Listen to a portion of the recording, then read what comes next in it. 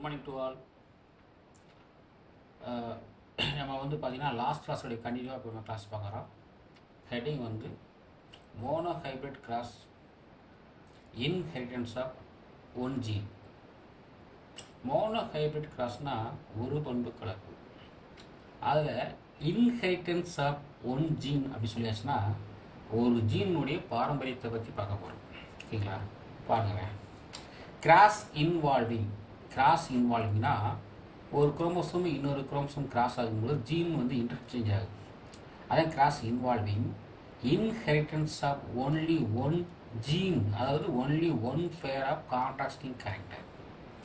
அப்போ ஒரு pair character, அதாவது ஒன்லி ஒன் ஃபேர் அப்படின்னு சொல்லும்பொழுது ஒரு பண்பு இரு மாற்று தோற்றங்களை தனித்தனியாக பெற்று அந்த இரண்டு தாவரங்கள் கலப்பு செய்யும். அதாவது பார்த்தீங்கன்னா ஒரு பண்பு தான், ஆனால் அதில் வந்து ரெண்டு மாற்று தோற்றங்கள், அதாவது ரெண்டு அல்லீல்ஸ் இருக்கும், அதாவது ரெண்டு கேரக்டர் இருக்கும். அது கிராஸ் ஆச்சுன்னா, அது வந்து ஒன்றோட ஒன்று கிராஸ் ஆச்சுன்னா அதுக்கு பேர் தான் அது மோனோ ஹைப்ரிட் கிராஸ். அப்போ என்ன சொல்லணும் பார்த்தீங்கன்னா cross involving inheritance of only one pair of contrasting character. அப்போ ஒன்லி ஒன் ஃபேர்னா இரண்டு மாற்று பண்புகள், அது வந்து கிராஸ் ஆச்சுன்னா, அது கிராஸில் இன்வால்வ் ஆச்சுன்னா அதுக்கு பேர் மோனோ ஹைப்ரிட் கிராஸ்னு பேர். Example, in a cross between two form a single straight like a cross between tall and dwarf. அப்போ ஒரு ஜீனில் வந்து ரெண்டு அல்லீல் இருக்கும். ஒரு ஜீன் வந்து ஒன்று தான், அதில் ரெண்டு இருக்குது. இப்போ ஃபார் எக்ஸாம்பிள் வந்து ஹைட்டுன்னு சொல்லக்கூடியது ஒரு கேரக்டர்.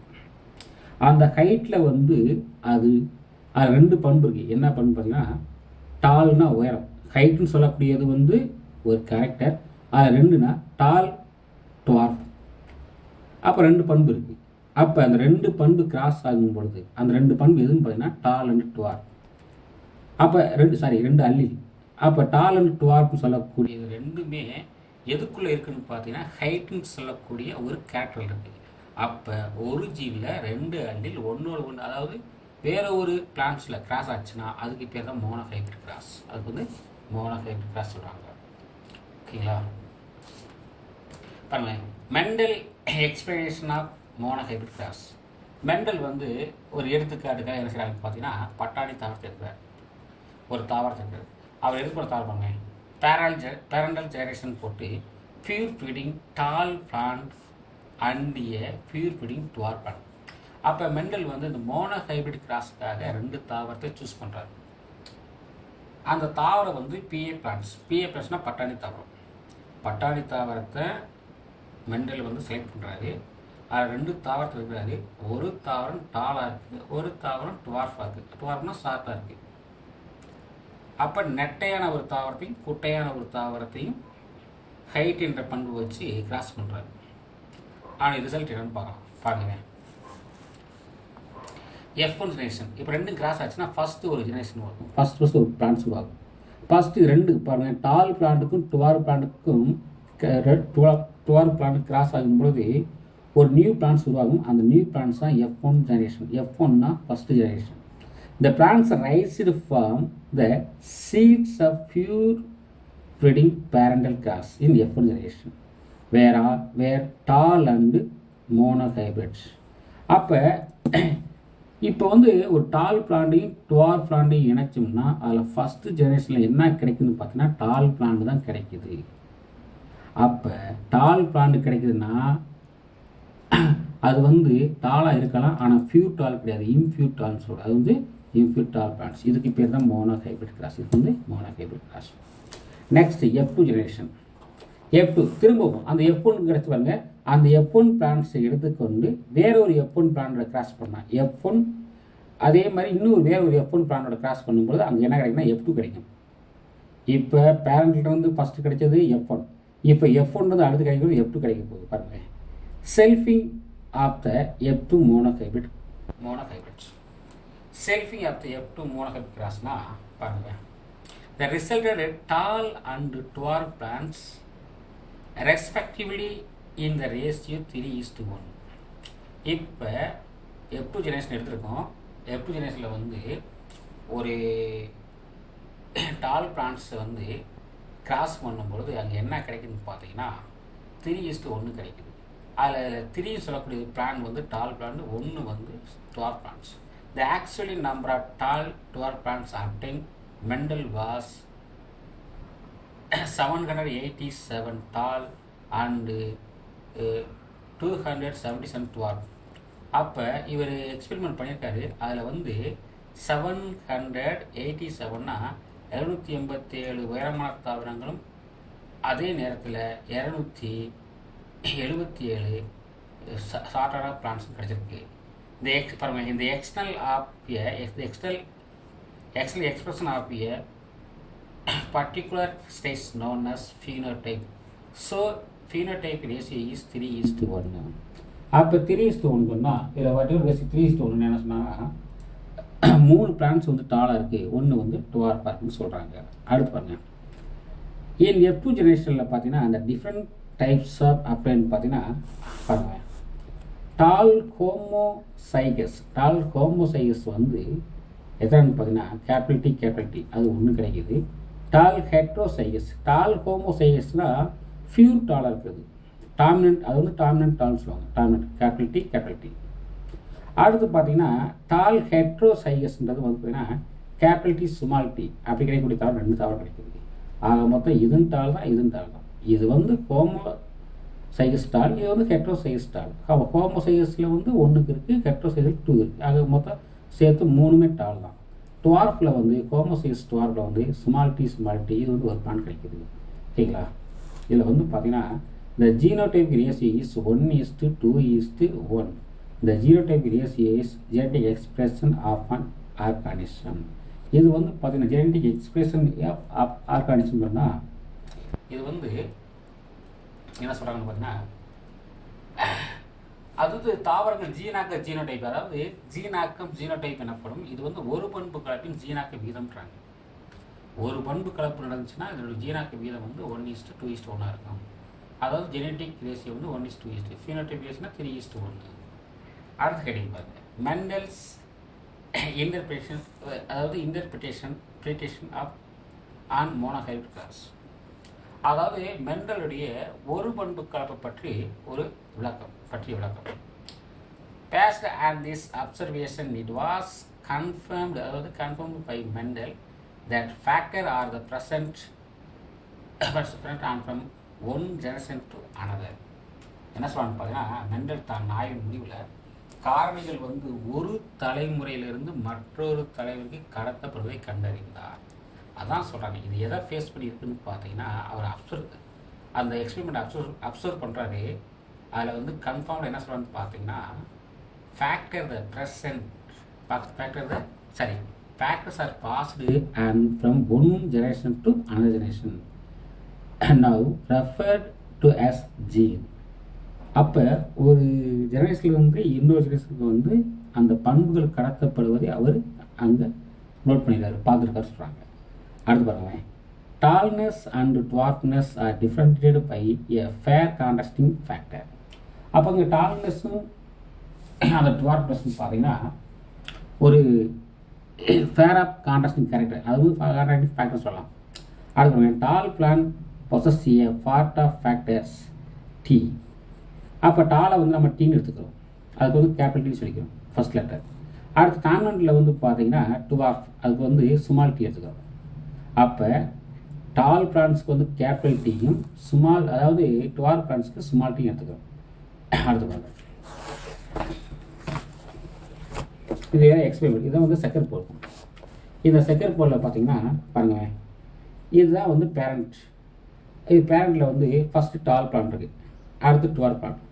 அப்போ இது ரெண்டுமே சேம் வெரைட்டி தான், ரெண்டுமே பட்டாணி தாவரம் தான். ஒரு தாவரம் ஹைட்டாக இருக்குது, ஒரு தாவரம் டுவார்ஃபாக இருக்குது.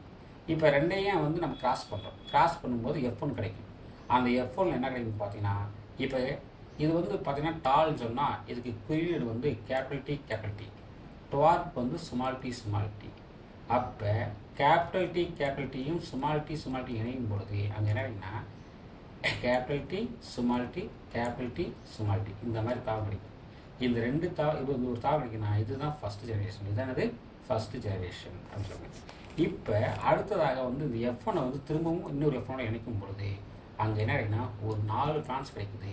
அந்த 4 பிளான்ஸ் வந்து பார்த்தீங்கன்னா 4ல் 3 டாலாக இருக்குது, 1 டுவார்ஃபாக இருக்குது. பாருங்க, இது கேபிட்டல் டின்னு சொன்னால் இது வந்து ஹோமோசைகஸ் டால், இது வந்து கேபிட்டல் டி ஸ்மால் டி, இது கேபிட்டல் டி ஸ்மால் டி. இது வந்து ஹெட்ரோசைகஸ், ரெண்டும் சேமாக இருக்கும்.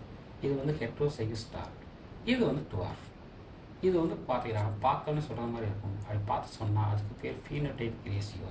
அப்போ ஃபீனோடைப் ரேஷியோ வந்து பார்த்தீங்கன்னா 3:1.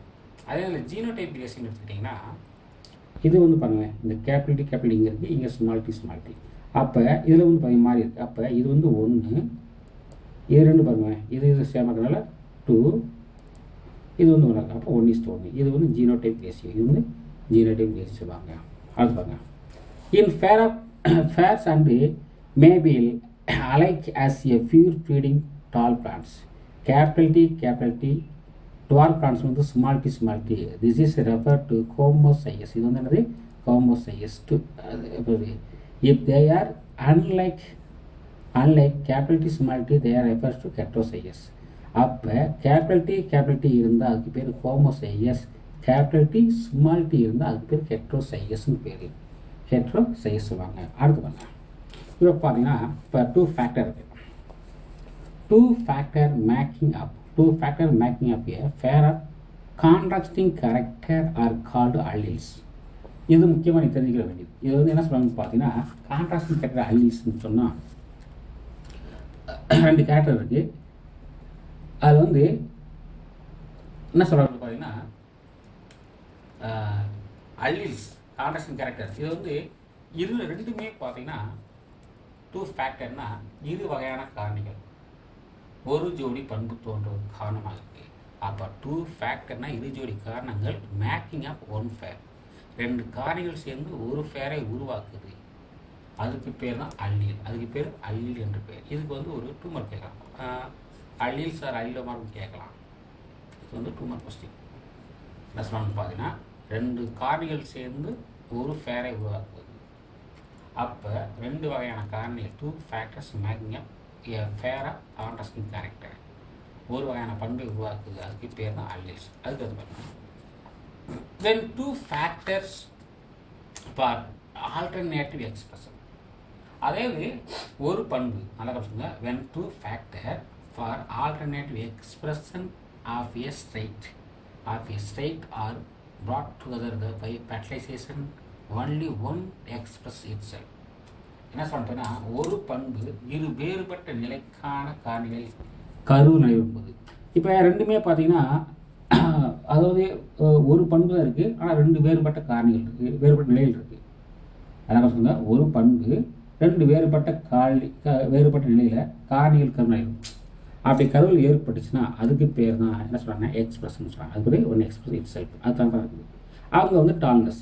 மாஸ்கிங் பாருங்கள், masking expression of the other dwarfness. இன்னொன்று ஏற்படும் டுவார்ப்னஸ் இருக்கும்.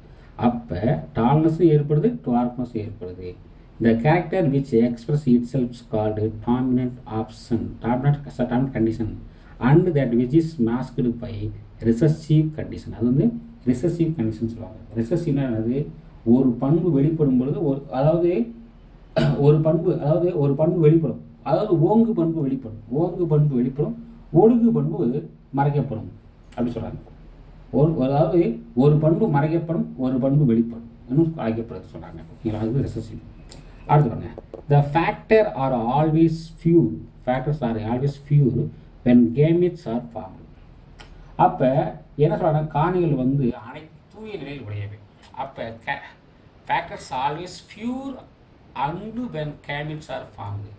The unit factor secrete to so that each gamete gets one of the 2 alternative factors. Alternative factors சொல்லும்போது அதாவது ஒரு 2 வேறுபட்ட பண்புகளுக்கு இடையே ஒன்று மட்டும் கேமிட்டுக்கு செல்கிறது அப்படின்னு சொல்லுங்க. 2 வேறுபட்ட பண்பு இருக்குது, ஆனால் ஒன்று மட்டும்தான் கேமிட்டாக ஃபார்ம் ஆகுது. அதில் வந்து பார்த்தீங்கன்னா கேபிட்டல் டி மட்டும் 2 டீ இருக்குன்னு வச்சுக்கோங்க. 2 கேபிட்டல் டீலேருந்து ஒரு டீ மட்டும் எடுத்துக்கிறோம், 2 ஸ்மால் டீலேருந்து ஒரு ஸ்மால் டீ எடுத்துக்கிறோம். 1% அப்படி 2 சேர்ந்து உருவானா அதுக்கு பேர் வந்து F1 ஹைப்ரிட்ஸ். அது வந்து F1 சொல்லுவாங்க. அதாவது 2 கேபிட்டல் டீயில் ஒரு கேபிட்டல் டீ எடுத்துக்கிறோம், ரெண்டு ஸ்மால் டீனா ஒரு ஸ்மால் டி எடுத்துக்கிறோம். Are present. The two entities separate when the unit independently. அப்போ இது என்ன செய்யணும் பார்த்தீங்கன்னா, இந்த இது காரணிகளும் பின்பு சார்பின்றி நெட்டை குட்டையினாக ஒரு. அப்போ இது ரெண்டும் பார்த்தீங்கன்னா ஒன்றோட ஒன்று பிரிந்து நெட்டை டால் அண்டு டுவார் பிளான்ஸை உருவாக்கும். டால் அண்டு டுவார் பிளான்ஸை உருவாக்கும்னு சொல்கிறாங்க. ஓகே.